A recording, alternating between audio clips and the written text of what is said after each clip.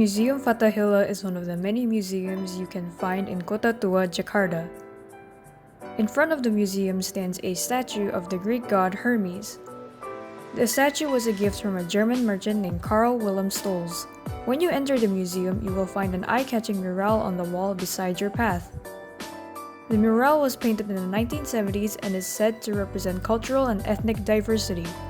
This room is a meeting room for the VOC government. Here you can find several pieces of historical furniture that are made of teak wood.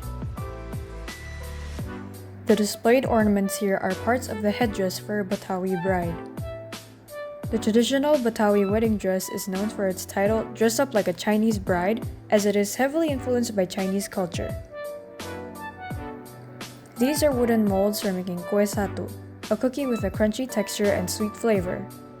It is a traditional Batawi snack that is commonly served at festive events.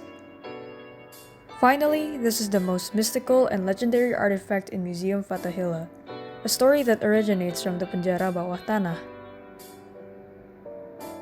It was founded 300 years ago and it was used as a shelter for prisoners, criminals, and rebellious community leaders.